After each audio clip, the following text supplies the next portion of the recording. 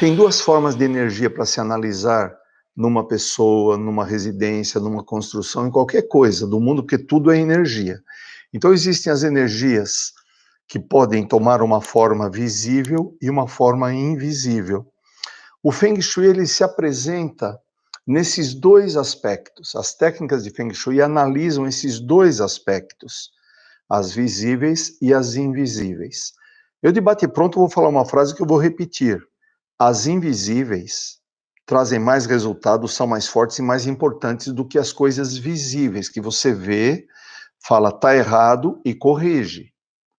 Porém, é através de coisas visíveis que eu corrijo as invisíveis. Por exemplo, digamos que a tua casa tem uma energia de coisas que aconteceram lá antes de você comprar, que um lugar que você alugou ou comprou para fazer um comércio, uma indústria, tem algumas energias de coisas que ocorreram lá. Você não enxerga, isso é invisível. Mas digamos que você consiga descobrir pelas técnicas de Feng Shui, tem muitas que fazem você descobrir. Como é que você corrigiria aspectos invisíveis uma vez descobertos? Através de coisas visíveis, como mudar cor, mudar formato de mobília, mudar o layout da construção. Ou seja, através de energias visíveis é que eu mudo as invisíveis. Isso é Feng Shui de alto nível. Quem consegue chegar num ponto desse é porque já pode ser chamado até de um consultor, de repente. Então, a energia que é elevada nas formas terrestres, tudo que você vê nas formas, a forma de um telhado, a forma de um cômodo, a forma de uma casa, a forma de uma mobília, e as características, então, repetindo, de arquiteturas externas, são energias visíveis. E por quê? Porque elas são manifestadas por estruturas visíveis. Então eu enxergo e de repente alguém te fala assim, poxa vida, tente não ter vigas dentro de casa. Sabe, vigas aparentes? Em Feng Shui fala-se muito isso, eu mesmo ensino isso. Isso quer dizer que visivelmente, se eu ver uma viga num teto, uma viga aparente, eu sei que é uma forma visível, que ela é prejudicial, e eu precisaria corrigir com outros aspectos normalmente visíveis. Então, as formas de arquitetura, formas de mobília, tudo isso são formas visíveis. O aspecto visível, pessoal, ele se refere àquilo que você pode ver, não tem como confundir. Ou seja, a porta principal, que muito se fala em Feng Shui, é algo que você vê. Você consegue falar, essa é minha porta principal, que define a porta principal em Feng Shui. Você pode ter 10 portas para entrar num comércio, numa indústria, mas a porta principal é aquela por onde entra mais gente, vale para apartamento, para casa também. Não é a mais bonita, é por onde entra mais energia, mais pessoas. Então, a porta principal, objetos pontiagudos, ou não, ou de uma aparência desagradável, que estejam na direção de portas, de janelas, são coisas visíveis. Você já me viu falar em alguns vídeos sobre plantas pontiagudas, como espada de São Jorge, aqueles cactos. Tem lugares que eles são bem recomendados, mas há lugares que plantas pontiagudas não são bem recomendadas. Não só lugares, como situações também. Eu te dou um exemplo. Se você está buscando relacionamentos porque está se sentindo muito só, não seria interessante ter plantas pontiagudas na frente da tua casa, do teu apartamento, no hall, apontando para o lugar de onde vêm as pessoas, da rua, do elevador. Esse é um exemplo clássico de Feng Shui que qualquer curso deveria conter. Na linha do chapéu preto, esse curso. São coisas visíveis. Características relativamente fáceis de encontrar, essas que eu falei, fáceis de remediar, com um bom curso você faz isso, um bom consultor resolve isso, e com frequência os seus resultados são muito efetivos. Os problemas que eles apresentam não são os piores problemas do mundo, quando você tem isso, não é algo que vai salvar a tua vida do ponto de vista saúde, mas pode salvar a tua vida do ponto de vista relações, melhorar, vamos falar assim, em vez de falar salvar a vida. Agora tem as energias invisíveis, que também são estudadas por técnicas de Feng Shui.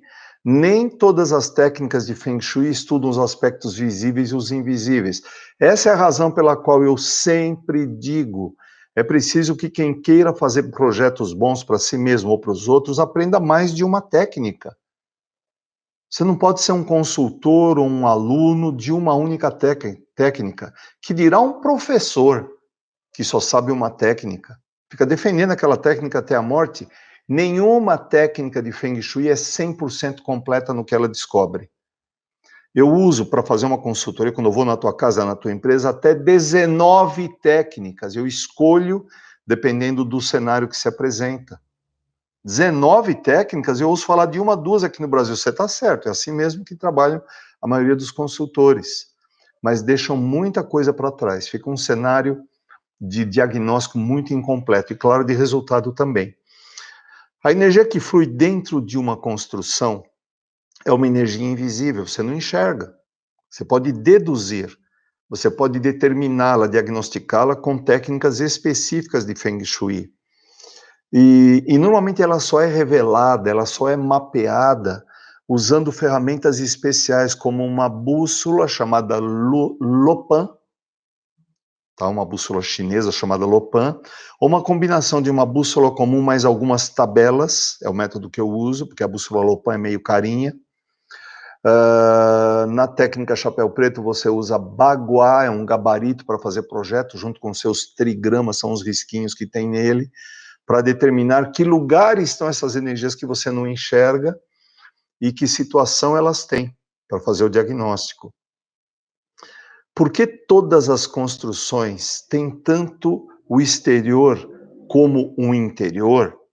Todas têm, porque senão não é uma construção, é o ar, é o vento. Todas as construções têm um lado externo e têm um lado interno. Todas as construções e todas as pessoas têm um lado visível e têm um lado invisível. Então é por isso que é preciso que você se especialize quando faz um curso. Eu vou falar no quê? Ou que você contrate alguém que seja especialista, eu vou falar no quê? Ou quando você... É difícil, não tem um livro que explique tudo isso. Você teria que ter muitos livros e os livros de Feng Shui não são conclusivos. Para ler um livro de Feng Shui, você precisa ter conhecimento. Caso contrário, você fica boiando. Experimente e você vai entender o que eu estou dizendo. Por isso eu não indico livros. Então, você precisa saber um ramo do Feng Shui chamado ramo de classificação das formas terrestres. É isso que eu falei, que é o da parte visível. E também você tem que ter o ramo das características das construções para entender o Feng Shui de uma construção completamente. Esse método já para entrar, então, na parte que eu classificaria de invisível. Então, o aspecto invisível ele não pode ser percebido só pelos seus sentidos. Eu entro num lugar, deixa eu ver o que eu estou sentindo. Ou seja, você não vai precisar ter uma mediunidade para fazer consultoria de Feng Shui. Aliás, quem busca consultores médiums, aliás, você não precisaria pagar uma consultoria de Feng Shui, nem buscar um consultor de Feng Shui, se você quer buscar na sensibilidade e na mediunidade, isso. Consultores que têm boa sensibilidade e que fazem disso uma ferramenta e não o show, não a única coisa a ser utilizada, são bons, são melhores, tá? Então, o aspecto invisível não pode ser percebido só pelos seus sentidos, primeira coisa. O mapeamento das energias invisíveis é realizado através de cálculos matemáticos simples, mas tem cálculos, tem ciência, não é nada místico, não é nada assim esotérico, tá?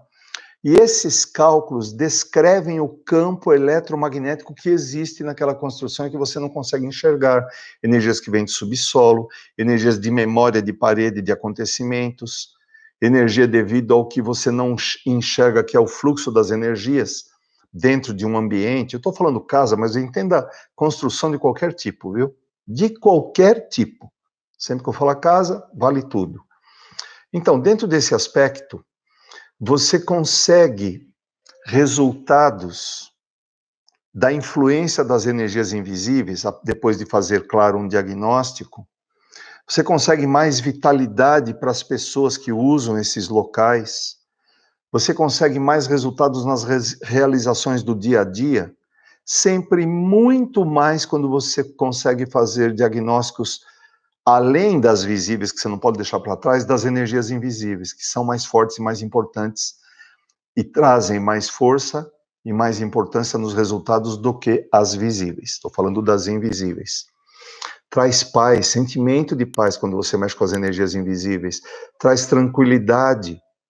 quando você precisa desses aspectos, tá?